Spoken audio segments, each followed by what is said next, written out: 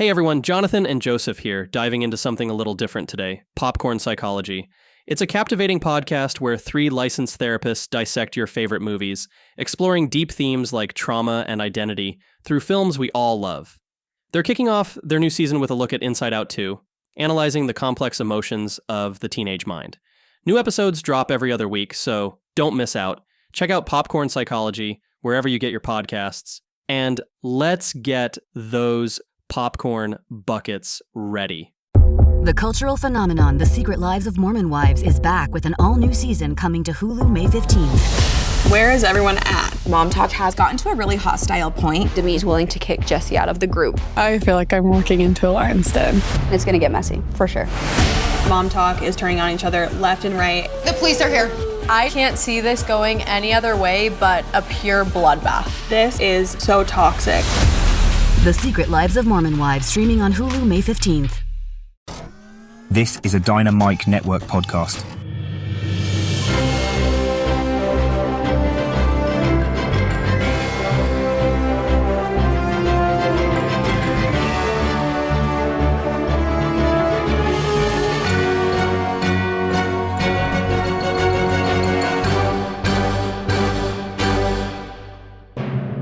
Hi, welcome to the Dynamic Duel podcast, a weekly show where we review superhero films and debate the superiority between Marvel and DC by comparing their characters in stat-based battle simulations.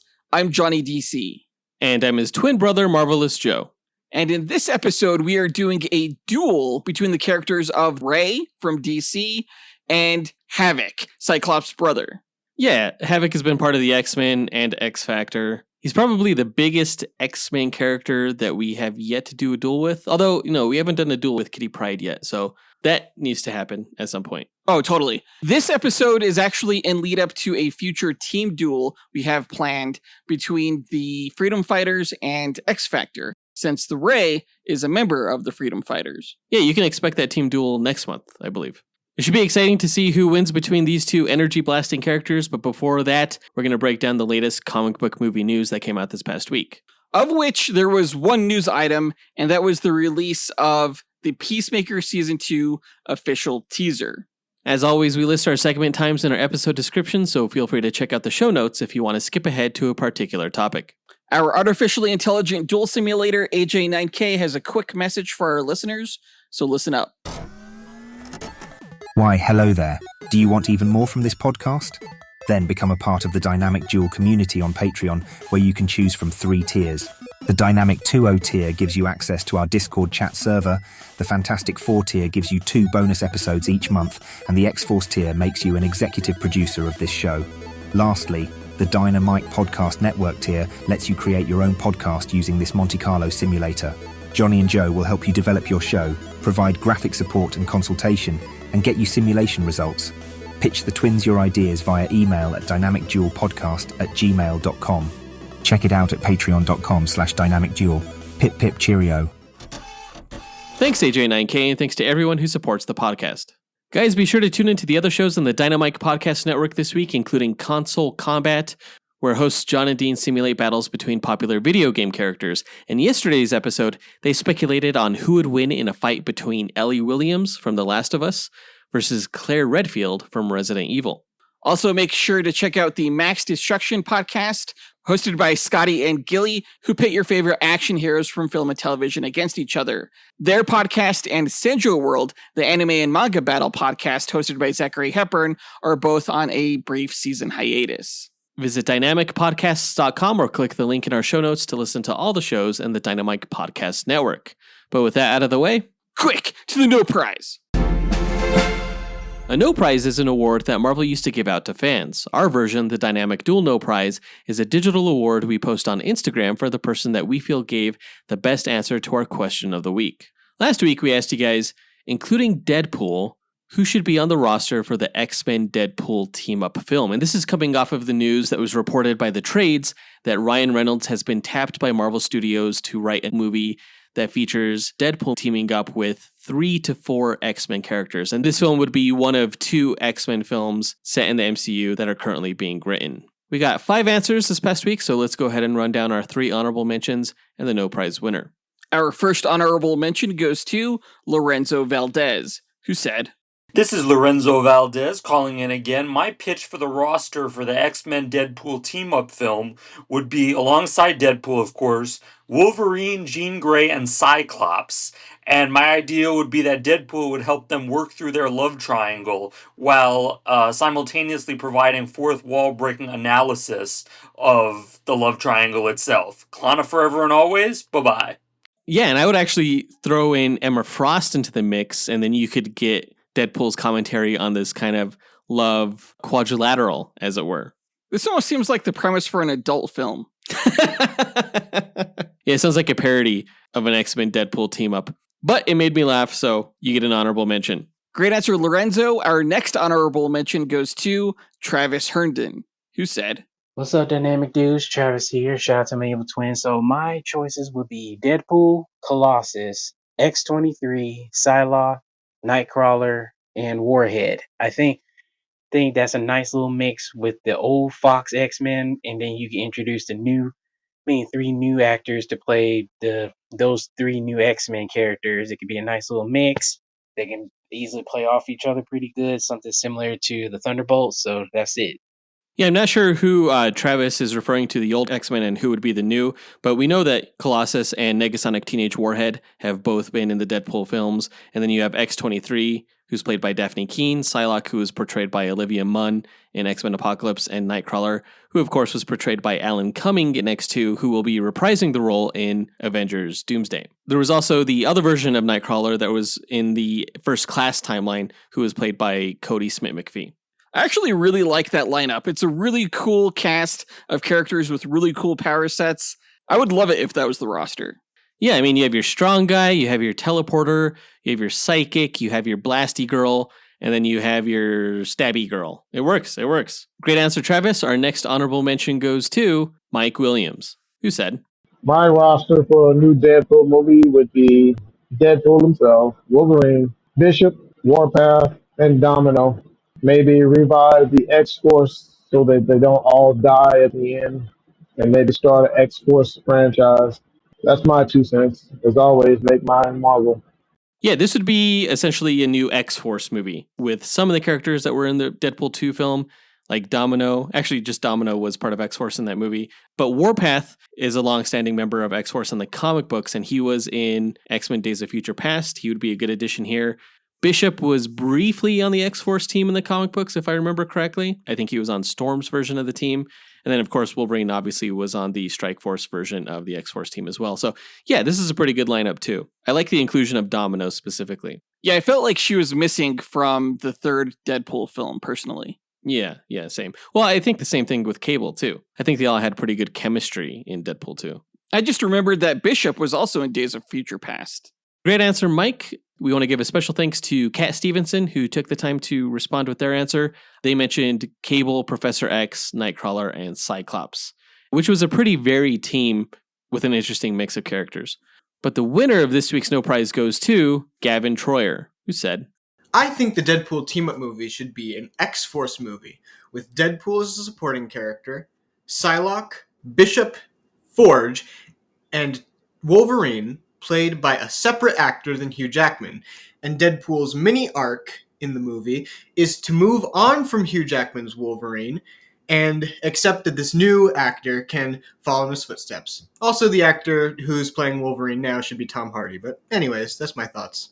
It's an interesting cast for Wolverine. I don't know if the fact that Tom Hardy has played Venom would have any bearing on him being cast as an MCU Wolverine. But beyond the Wolverine casting aspect, the thing I liked most about this answer was the inclusion of Forge. Gavin's answer, out of all the answers, was the only one that included a new character from the X-Men comic books that we haven't seen yet adapted to live action. And I'm a big Forge fan, so I think that would be really cool. Yeah, if you're not familiar with Forge, we did a duel episode between him and Mr. Terrific. His mutant power is essentially that he can create anything he can imagine, like technology-wise. Right, exactly. Not as like a technopath. He still has to like engineer the parts and stuff like that, but he makes like a great quartermaster, I think, for an X-Force team, which was his role for both X-Force and X-Factor in the comic books. And also I like the variety in this team. I think it would make for a great X-Force film as well. So great answer, Gavin. You win this week's No Prize. If you, the listener, want a shot at winning your own No Prize, stay tuned to later on in this episode when we'll be asking another question of the week. And now that that's done, on to the news.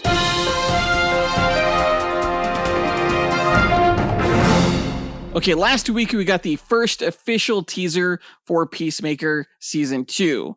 Written by James Gunn, the new head of DC Studios, who previously wrote Season 1 of this show, along with the Suicide Squad film from which John Cena's Peacemaker character comes from. I loved the Suicide Squad. I loved Peacemaker Season 1, and I've really been looking forward to Peacemaker Season 2, even though I've been kind of confused as to how it fits in the new universe that James Gunn is establishing, considering John Cena's Peacemaker character comes from the DCEU. Well, this trailer did not clear up any confusion whatsoever. In fact, it probably made me more confused, but I'm also hoping that it clears things up once we finally watch the show. Yeah, not to skip to the end of the trailer, it does look like at some point Peacemaker goes into his dad's miniature universe of closets. Yeah, his like pocket dimension, where he's able to access the multiverse, maybe. Yeah, it kind of seems that way. But in the beginning, we get to see the new Justice League that's going to appear in the upcoming Superman film, although the Superman movie comes out before this show debuts. Right. Peacemaker goes to an audition in a rundown toy store to meet with Hawkgirl, Green Lantern, Guy Gardner, and Maxwell Lord, played by the same actors who play them in the Superman movie. During Peacemaker's interview, they fail to mute themselves, so they're just talking shit about him behind the glass, and it's very humiliating for him. It was a somewhat humorous scene, though I'm not sure all of the actors pulled off the comedy, specifically Isabella Merced. We'll see how it goes. What's interesting is that Maxwell Lord could be twins with Calendar Man, as he was portrayed in the Suicide Squad film. And he moves a lot like Weasel. How weird is that? Now, of course, Maxwell Lord is played by Sean Gunn, who, yes, did play Calendar Man in the DCEU, but he's moved beyond that. He's onto bigger and better things, like the benefactor of the Justice League, Maxwell Lord. After the opening scene for the rest of the trailer, we essentially see the old cast from Season 1 coming to terms with the fact that even though they saved the world, they're getting no real recognition for it. And in fact, it looks like they're being hunted by Argus, formerly run by Amanda Waller, now run by Rick Flag Sr., whose son was killed by Peacemaker in the Suicide Squad film. It was a very powerful moment in that film, so I'm glad they're still able to play up on that, as they did in Peacemaker Season 1. We get to see Adebayo, Adrian Chase, aka Vigilante, Harcourt, Economist, all return. They're all being their badass, hilarious selves. And we get to see Tim Meadows as one of the agents of Argus, it looks like. Yeah, he's in the scene where he's giving nicknames and directions to his Argus crew, and they're all fairly insulting. Yeah, Mexicali, Ponyboy, Titties, Encino Man. I thought that was a pretty good one. It was interesting to see Tim Meadows here, who's primarily known for his comedic work, but it seems like James Gunn has a pretty good relationship with a lot of SNL actors, because we've seen him use like Pete Davidson as Blackguard in the Suicide Squad, and Beck Bennett is going to be in his upcoming Superman movie. Yeah, I'm a big fan of Tim Meadows from his SNL days. It's great to see him on this cast. Surprisingly, also, we get a glimpse of Michael Rooker as a character that I have no idea who it is. Some people are saying Snowflame. I don't know if I believe that. I definitely don't think it's Savant, the character that the actor played in the Suicide Squad, considering he's dead. So who knows? Yeah, James Gunn likes to work with a lot of the same actors over and over again. Michael Rooker, being the actor who played Yondu in the Guardians of the Galaxy movies. But again, we have this weirdness where Michael Rooker played Savant in the DCEU, and he's playing this new character in this new version of the DC universe, but they could be like twins. Just like with the Sean Gunn situation, it's a little bit confusing how they're going to pull this off. Although that's not to say that Marvel hasn't reused actors in different roles. People like Alfred Woodard, something like that. Yeah, or Gemma Chan. Right. Like I said earlier, I'm hoping some of this confusion gets cleared up once we watch the show. I'm definitely fully expecting to love this show and just find it hilarious. And if things get cleared up in the midst of the fun of watching it, that's just icing on the cake. The show premieres on August 21st on Max, and we will absolutely be reviewing it once it wraps up. But going back to our discussion of Tim Meadows, that brings us to our question of the week. Cast any Saturday Night Live actor as a Marvel or DC superhero. Who would you cast and why? And of course, there have been several SNL alums who have portrayed characters in Marvel and DC. The most popular, of course, was Robert Downey Jr., who was a member of the cast for, I think, like a year. But, he's Iron Man, so that doesn't count. Neither does Kristen Wiig, who played Cheetah in Wonder Woman 1984, or Pete Davidson, who again played Blackguard in The Suicide Squad. There was also Bill Murray, who played Lord Krylar in Quantum Mania. And recently, Shasir Zamata played Jennifer Kale in Agatha All Along. Oh, you're forgetting Julie Louis-Dreyfus as Valentina Allegra de Fontaine. Basically, besides those people. Yeah, would love to get your answers. Record them at dynamicduel.com by clicking on the red microphone button in the bottom right-hand corner of the screen, which will prompt you to leave us a voicemail. Your message could be up to 30 seconds long, and don't forget to leave your name in case we include you on the podcast. We'll pick our favorite answer and award that person a Dynamic Duel No Prize that we'll post to Instagram. Be sure to answer before May 17th.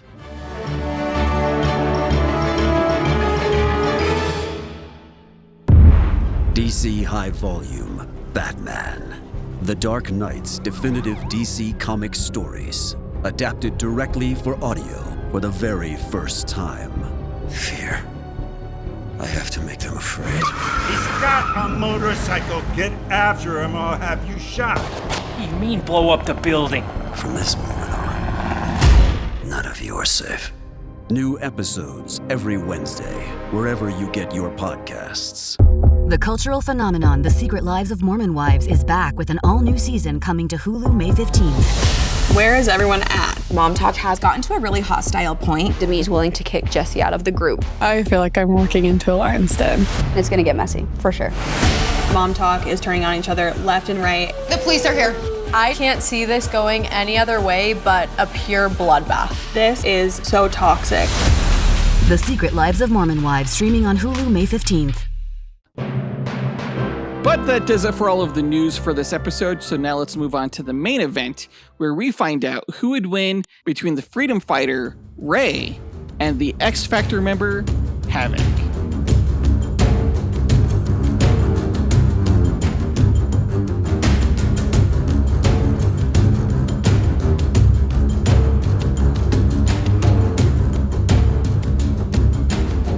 Okay, Ray versus Havok. These characters, of course, were chosen by our executive producers to battle against each other because they're both energy emitters, as it were. Yeah, and they're both fairly popular characters within Marvel and DC that for some reason we just haven't gotten to yet. Oh yeah, back when I first started reading comics in the 90s, Ray was all over the place. Not so much lately in the comics, but you occasionally see him from time to time. He has a cool look to him. So does Havok, I think. They both have pretty cool headgear. Ray has his Spartan warrior style helmet, and then Havok has his tri-pronged mask thing. Whatever the hell that is. That's weird. I never really liked his look. It's an interesting look, but it's also a weird look. It's a unique look, for sure. He did not have this look in X-Men First Class when the character was played by Lucas Till. Yeah, he also showed up in X-Men Apocalypse, where it was established that he and Cyclops were brothers. The way they portrayed Havok's plasma blasting abilities in the movies was a little unique. They made his plasma red, probably so that it resembled Cyclops' powers a little bit more. But traditionally, Havok emanates the plasma from his body in all directions, and it emanates in waves. And he's also not able to control that, just like his brother Cyclops. Sometimes he is, but most commonly he wears a containment suit that helps him control and direct his powers. In a similar way that Cyclops wears his visor that helps him control and direct his powers. Now, you've never seen the Ray in a live-action movie, but he has been in the Arrowverse on live-action television, and also he had his own animated series called Freedom Fighters, The Ray, which is pretty cool. Yeah, I never saw that, but his power set is pretty cool, so I bet you the action in that series is pretty well done. Yeah, both of these characters are pretty powerful, so I'm excited to see how this is going to turn out.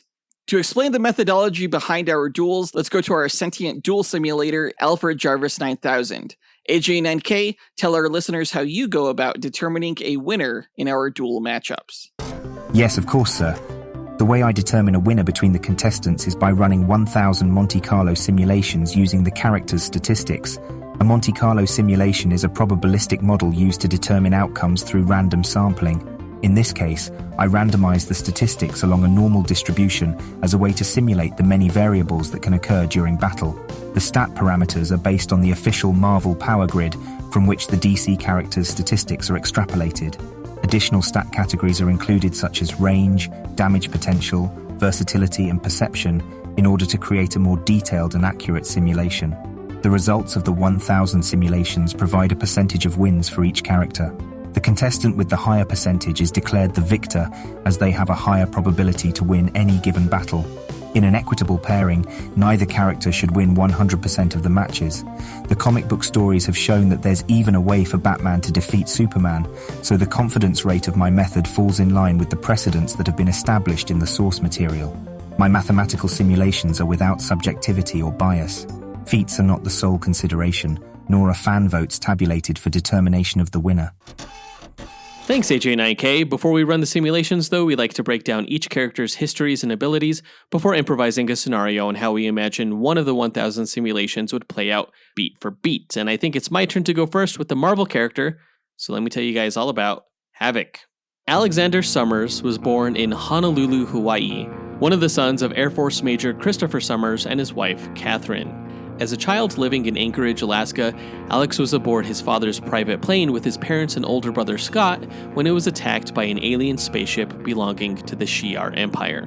To save their sons, Christopher and Catherine strapped Alex and Scott to the plane's only parachute and pushed them out before the plane exploded. The fall left Scott with a head injury, and the boys were placed in an orphanage in Omaha, Nebraska. Unbeknownst to them, the facility was secretly run by the geneticist Mr. Sinister, who was obsessed with the Summers bloodline. You can learn more about Scott Summers, aka Cyclops, in his duel against Negative Man, and more about Mr. Sinister in his duel against the Ultra Humanite. Alex was soon adopted by the Blandings, a couple who had lost their own son, Todd. Traumatized and wanting a replacement child, they raised Alex to behave like Todd. When Todd's killer returned and kidnapped Alex and his younger foster sister, the stress triggered Alex's mutant powers. He released a blast of plasma that incinerated the kidnapper. Mr. Sinister erased Alex's memories of the incident and suppressed his abilities, causing Alex to grow up unaware of his mutant nature or that he had a brother. After earning a degree in geophysics in college, Alex was kidnapped by Professor Ahmet Abdal, also known as the Living Pharaoh, who discovered that he and Alex shared the same type of cosmic energy absorbing mutation. Alex's presence prevented Abdul from accessing his full power. By abducting and shielding Alex from ambient cosmic energy, Abdul was able to transform into a giant entity called the Living Monolith. The X-Men arrived to stop him, and Alex's powers reawakened under stress. Though he couldn't control his abilities, he helped defeat the monolith, and afterward, Professor X revealed that Cyclops was Alex's older brother. Fearing the damage his powers might cause, Alex initially chose to stay behind in Egypt, but he was soon captured by the mutant hunting sentinels led by Larry Trask. Trask provided Alex with a containment suit and dubbed him Havok. The suit helped regulate Alex's absorption and release of cosmic radiation, which his body naturally stored and expel in the form of powerful plasma blasts. After being rescued by the X-Men, Alex joined their ranks and trained to master his abilities. You can learn more about the team in their duel against the Titans. During this period, Alex grew close to fellow mutant Lorna Dane, also known as Polaris, who was the daughter of Magneto. The two became romantically involved and helped the X-Men repel numerous threats, including alien invaders and anti-mutant groups. Eventually, they left the X-Men to attend graduate school in Nevada. However, they were manipulated by the Shi'ar agent Eric the Red and temporarily turned against the X-Men. After being freed from their mind control, they recovered at Muir Island, where they later fought the reality-warping mutant Proteus. Alex eventually learned that his and Scott's father had survived their plane attack and escaped Shi'ar slavery to become Corsair, the leader of a spacefaring team called the Starjammers. During their reunion, Scott met Madeline Pryor, a secret clone of Jean Grey, at a time when he believed Jean was dead. Alex served as the best man at Scott's wedding to Madeline, and Alex later attempted to leave behind the superhero life. He was drawn back in, however, when Polaris was possessed by the villain Malice. Alex was unable to free her from that control, and the experience left him frustrated and helpless. he continued to serve with the X-Men and eventually entered into a relationship with Madeline, who had at the time been abandoned by Scott when he learned that Jean was still alive. Madeline was then corrupted by demonic forces and transformed into the Goblin Queen, triggering a demonic invasion of New York. She manipulated Alex into becoming her Goblin Prince, turning him against the X-Men until the conflict ended with her death, when Madeline learned that she was a clone. You can learn more about Jean Grey in our Raven vs. Phoenix Duel episode. To escape an ambush with the cybernetic villains known as the Reavers, Alex and the rest of the X-Men passed through a mystical gateway called the Siege Perilous, which for a time left the world thinking that the X-Men were dead. They eventually re-emerged on Earth, where Alex became a magistrate for the new mutant nation of Genosha. There, he helped build the Republic, led by Magneto, into a sanctuary for mutants around the world. Professor X later recruited Alex to lead a government-sponsored mutant team called X-Factor, where he was reunited with Polaris. Though effective as a leader, Alex struggled with team politics, romantic entanglements, and the apparent death of his teammate Multiple Man from the Legacy virus. During a mission with X-Factor, Alex was presumed dead in a time machine explosion. In reality, he was thrown into a parallel universe known as the Mutant X reality, where he led a team called the Six, and was married to Madeline Pryor, with whom he had a son named Scotty. Alex helped save the dimension from another iteration of the Goblin Queen before being cast into the void between dimensions, where his consciousness remained suspended until his eventual return to the main Marvel timeline, Earth 616. He woke up in his home reality, after which Polaris proposed marriage to him. Though Alex initially agreed, unsure of his feelings, he ultimately called off the wedding. Angered, Polaris attacked Alex, but the two eventually reconciled. Alex rejoined the X-Men during a time when most of the Earth's mutants had their powers taken away by the Scarlet Witch. Though Alex kept his powers, Polaris did not, and they left the team to be together. However, Polaris was later abducted by the ancient mutant Apocalypse, who re-granted her powers as one of his horsemen, and Alex fought alongside the X-Men to rescue her. You can learn more about Scarlet Witch and Apocalypse in their respective duels against Zatanna and Black Adam. Professor X soon recruited Alex for a space mission to stop Vulcan, the long-lost third Summers brother who had become a powerful threat that usurped the alien Shi'ar Empire.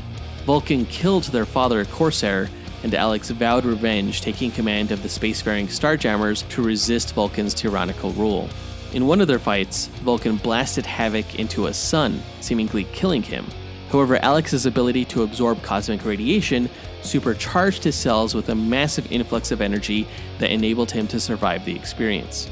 Alex re-emerged with enough power to damage Vulcan's weapons and free his captured teammates.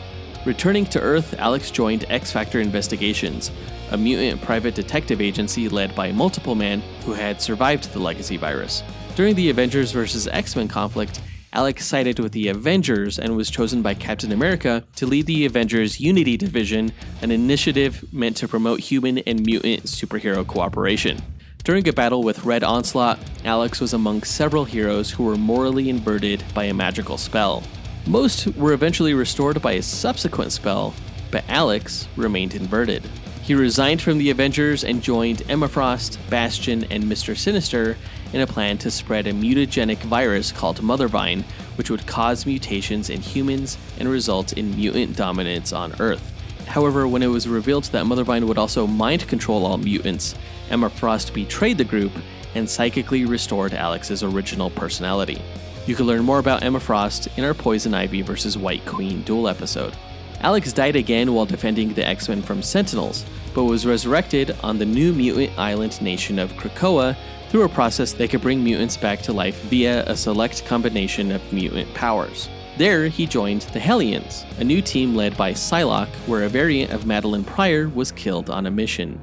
Alex pleaded for her resurrection, but was denied because she was a clone.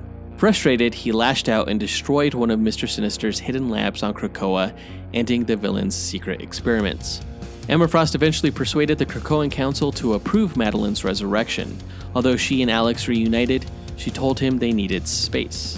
When Alex sacrificed himself to defend her in a later adventure, Madeline used her magic to restore him to life in gratitude. And that's his backstory. Powers-wise, Havok has the innate mutant ability to absorb ambient cosmic energies, including radiation, light, heat, X-rays, etc., which his body can store and release by converting it into plasma, which is a super hot ionized gas that ranges from 11,000 to 14,500 degrees Fahrenheit. Typically, the plasma emanates from Havok in all directions, but by focusing, he can direct the blasts into directional beams, often while wearing a special containment suit. He can focus the amount of energy he projects from levels small enough to increase the surrounding temperature or powerful enough to disintegrate his immediate vicinity. In addition to his mutant power, he holds a degree in geophysical science and has received some hand-to-hand combat training. And that is Havok. Wait, so he could absorb light? Yeah, basically, in small quantities. Oh, small quantities. Good. Because he's going to get so many quantities. Well, don't forget that he was thrown into a sun and managed to survive that, so you might have your work cut out for you. We'll see. Let me get into the Ray's backstory. Langford Happy Terrell was a reporter in the early 1940s who joined an upper atmosphere balloon expedition sponsored by the US government under the guise of scientific exploration. Unbeknownst to him, the expedition was a covert experiment by a government research group called RONAL, or Research on the Nature of Light, led by Dr. Dazel. Dazel believed that light originating from the birth of the universe would eventually circle back to Earth as a sentient, destructive entity, and that only a being composed of both human and light could communicate with it. During the expedition, Happy was exposed to a burst of electrical energy and ambient sunlight from a detonated light bomb, designed to give him energy-based powers. Surviving the quote-unquote accident, Happy discovered he could manipulate light and energy, which he used to become the hero known as the Ray. He fought in World War II and joined the Freedom Fighters to combat Axis forces. During his early adventures, he battled threats ranging from mystics to metahumans and developed his skills as a light-wielding champion. He later fought alongside other Golden Age heroes in the All-Star Squadron. After the war, Happy married his first wife, Gail, and had a son named Joshua. Joshua accompanied him briefly as his sidekick, Spitfire, until the boy's unstable nature led to a violent episode in which he accidentally killed his mother. Unable to cope with his son's volatility, Happy placed Joshua in suspended animation. Disillusioned and burdened by the consequences of his role in Dazel's plan, Happy retired as the Ray in 1950. In the 1970s, Happy briefly joined the Freedom Fighters before marrying again. When his second wife, Nadine, gave birth to a glowing infant, Happy realized Dazel's theories had been correct. Fearing the implications of raising such a child, he told Nadine the baby had died and entrusted his son to his brother Thomas to raise as his own. The boy was named Raymond Terrell. Years later, Happy was summoned by the Freedom Fighters' leader, Uncle Sam, to seek out the mystical being known as Neon the Unknown, who Uncle Sam believed could help Happy's son, Raymond. You can learn more about Uncle Sam in his duel against Captain Britain. When Neon refused to help, Happy drank from the mystic waters of Neon's oasis, an act that caused him to merge with Neon. Though Happy, as the new Neon, was largely absent after that transformation, he continued to watch over his son from a distance. As Ray was raised by his Uncle Thomas, it was claimed that Ray suffered from a lethal light allergy. Confined to a darkened home and kept from the outside world, Ray was known to the public as Night Boy. On the day of Thomas's death, Ray learned the truth. He was not allergic to light, and his real father was the wartime hero known as the Ray. At Thomas's funeral, Ray met his cousin Hank, who helped him step into the sunlight for the first time, awakening his powers. Though initially reluctant to become a hero, Ray was soon confronted by Happy, who revealed the truth about Ronal and Dazel's experiments. To prepare his son for a potential confrontation with the returning light entity, Happy orchestrated a complex plan, using agents to pressure Ray into heroism. Ultimately, Ray ventured into the realm of the light entity and convinced it to spare Earth. Embracing his destiny, Ray adopted the mantle of the Ray and began his career as a superhero.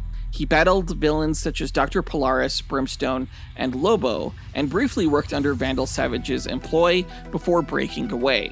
Following the death of Superman, Ray was recruited into the Justice League of America, where he served for about a year. During this time, he had a short-lived romance with Black Canary, who you can learn more about in her Duel episode against Black Widow. He later joined the Justice League Task Force under the Martian Manhunter, helping to train younger heroes. Following the team's dissolution, Ray remained a reserve Justice Leaguer and joined the Forgotten Heroes to take down Vandal Savage. He later joined Young Justice, where he briefly ran for team leader. Though older than most members, he bonded with the group before later departing. You can learn more about Young Justice in the Team Duel episode between them and the Young Avengers. Ray was captured during a battle against the Nowhere Men, who sought to erase individuality. He was rescued during the fight and returned to his hero duties, joining a new incarnation of the Freedom Fighters. During an ambush by the Secret Society, most of the team was killed, and Ray was taken hostage to power a device meant to recreate the universe. He was freed, however, before its destruction. He re-emerged with a new costume and defeated the rogue Stan Silver, who had stolen his identity. Ray joined the reformed Freedom Fighters and helped counter various threats. During the Sun-Eating Crisis, Ray masqueraded as a second sun to deceive the threat and provide hope. He continued aiding the superhero community, including participating in operations against the anti-life equation. In post-Flashpoint continuity, Raymond Terrell was raised in a windowless home by his mother Nadine, who claimed he was deathly allergic to light. In truth, Ray's powers were latent and dangerous, passed down from his father, the original Ray. After an accidental flare-up of his abilities injured his childhood friend Caden Zapote, Ray became completely isolated. On his 18th birthday, Ray left his home and was struck by the lights of the city, triggering his transformation into a being of living light. He became invisible and remained in that state for 4 years, drifting through the world.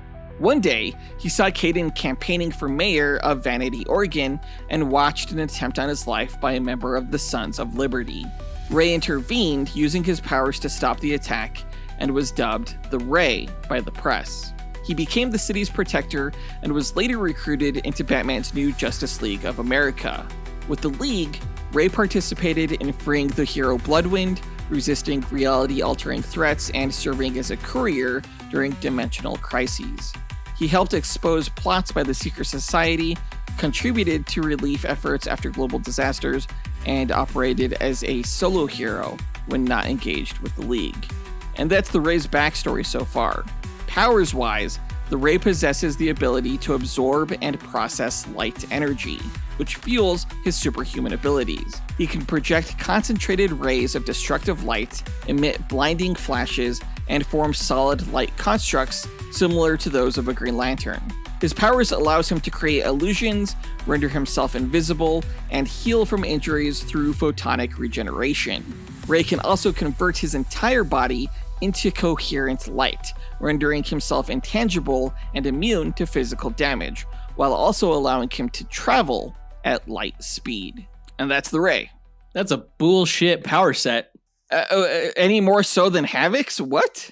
Yeah, he could turn into light and move at the speed of light. What is he, the Flash? All I know is that it's just like DC to name a character whose superhero name is the Ray as Ray.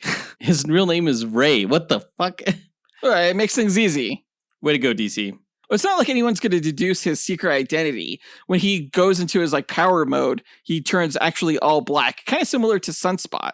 Oh, from absorbing all the ambient light energy? Exactly. Yeah, actually, his design was created by Joe Quesada, the former editor-in-chief of Marvel Comics. Oh, interesting. That is interesting.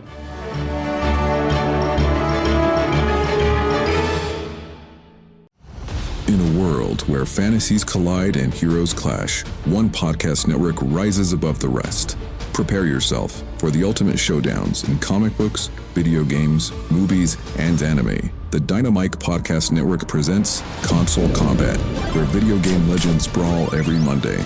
Dynamic Duel, where comic book titans smash every Tuesday. Max Destruction, where TV and action heroes battle every Wednesday. And Sendro World, where anime champions clash every Thursday. Join us as we speculate on the matches and, armed with the power of mathematical simulations, discover who will emerge victorious. Visit dynamicpodcast.com, where we settle the debate and settle the score. The cultural phenomenon The Secret Lives of Mormon Wives is back with an all-new season coming to Hulu May 15th. Where is everyone at? Mom talk has gotten to a really hostile point. Demi's willing to kick Jesse out of the group. I feel like I'm walking into a lion's den. It's gonna get messy, for sure. Mom talk is turning on each other left and right. The police are here. I can't see this going any other way but a pure bloodbath. This is so toxic. The Secret Lives of Mormon Wives streaming on Hulu May 15th. But now that we got their histories and abilities out of the way, let's speculate on how one of the 1,000 simulated matches will go. The winner is determined by simulations, not the speculation, but it's fun to imagine how the fight could play out. AJ9K, what are the rules of our speculation?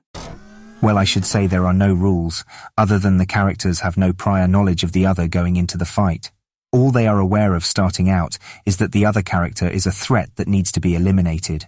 For the speculation, the contestants will begin approximately 50 meters apart in a nondescript environment that will have no bearing on the match itself, as no environmental statistics are considered in my simulations. The contestants must earn victory on their own merit. All right then, let's get into it. Ray and Havok meet on the battlefield. Who goes first? Actually, I'm going to say the Ray goes first because he can move at light speed since he's literally light. And he'll start off by emitting these flashes of bright light from his palms that are going to blind Havok.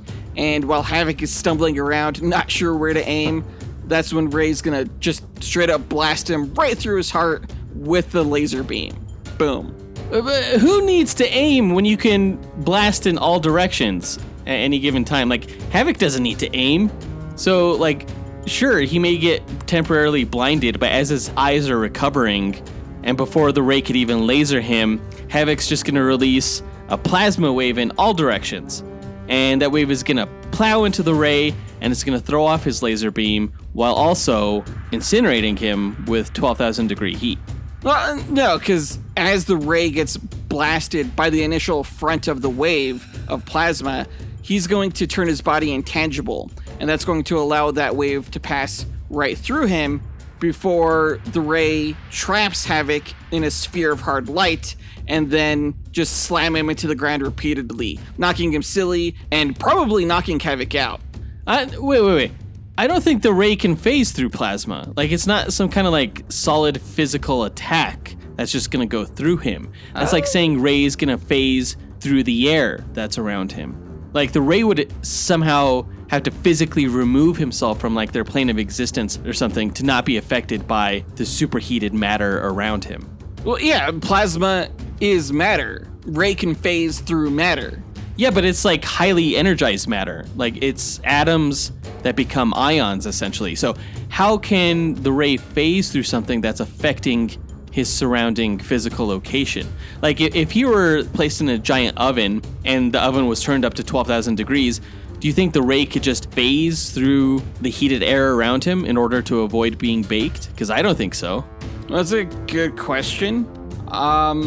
You know, he could always phase through the oven wall, but if it's too big for him to reach it in time, he probably would be damaged because he is vulnerable to energy attacks like heat. Well, there you go. Exactly. So, going back, no, Ray isn't creating any sort of hard light construct. He's fucking baking in his helmet. Okay, well, alright, so the blast would probably knock him out of his light mode, but once he re-entered it, as a being composed of pure light, he'd be fully healed once again. So that's when he's going to trap Havok in that sphere and knock him around.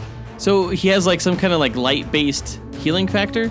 Yeah, exactly. He's a being of pure light. He doesn't have like a physical form per se, sort of. Like, he was once shot in the back of the head and was told that he was going to be like paralyzed for the rest of his life. But then he just switched in and out of his light mode and he was fully healed. That's stupid. So you say that he traps Havok in a solid light construct. I don't even know what solid light is, like even conceptually. Like, what is it made out of?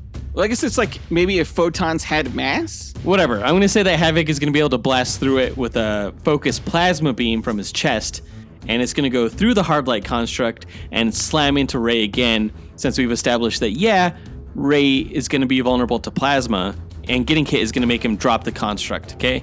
So the hard light sphere disappears, Havok lands on his feet onto the ground, and then he's going to blast a plasma beam downward to propel himself up into the air and just punch Ray right in his tangible face.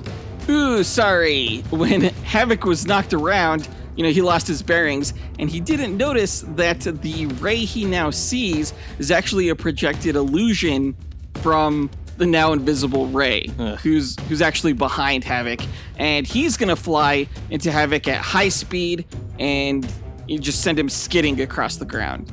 Okay, that would probably hurt Havok. Getting hit at high speed would definitely mean that he's gonna get it pretty slowly from the ground. But as the Ray flies in and tries to land a finishing blow, all of a sudden, he just collapses out of the air like he's sick or something. Because as it turns out, this entire match, Havok has been releasing like a low level of plasma throughout the environment that's been slowly burning and charring the Ray's body from the inside out like a microwave.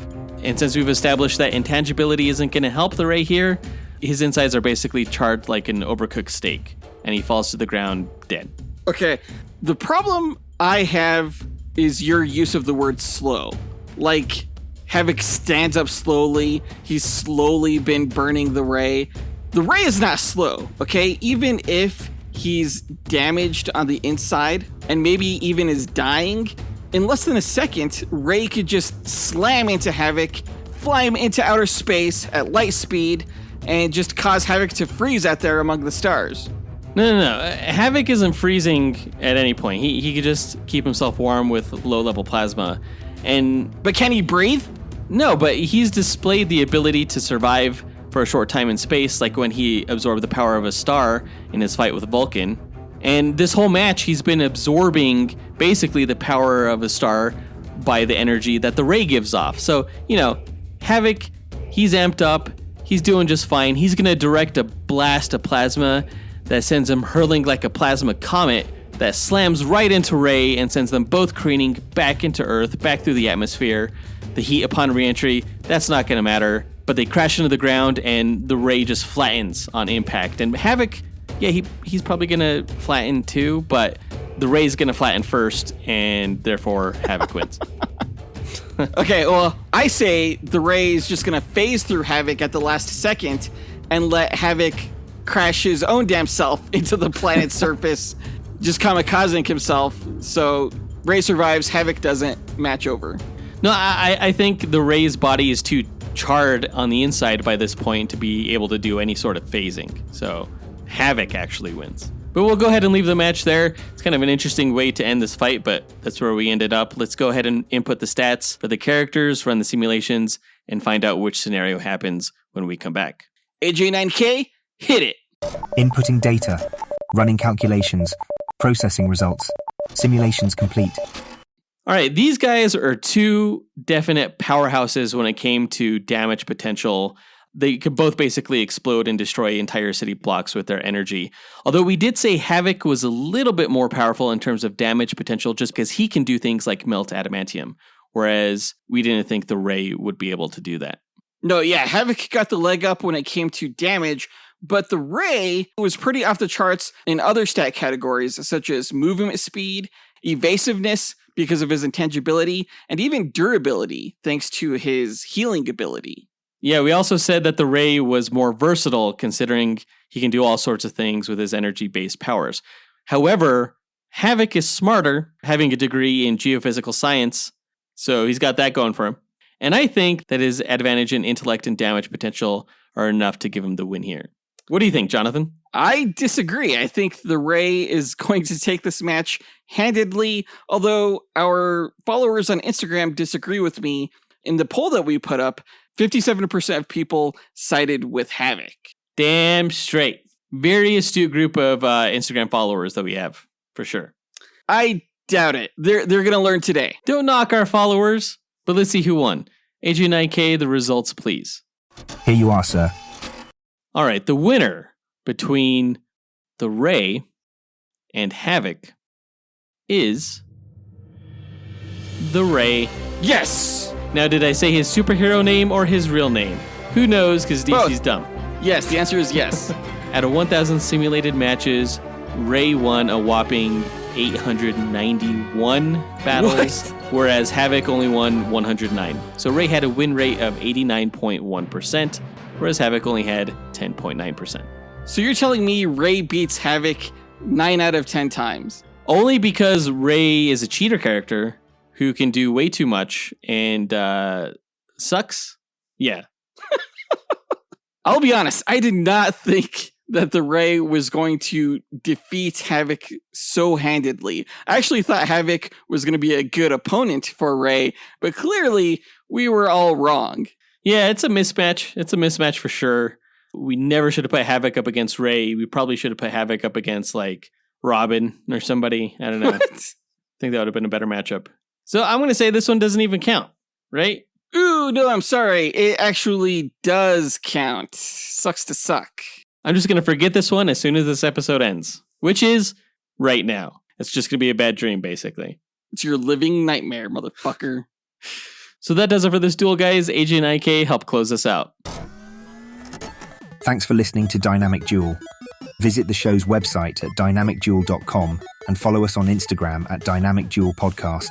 You can support the show on Patreon at patreon.com/dynamicduel and joining a tier that works for you, or by rating and reviewing Dynamic Duel on Apple Podcasts, Spotify, Podchaser, or on our website.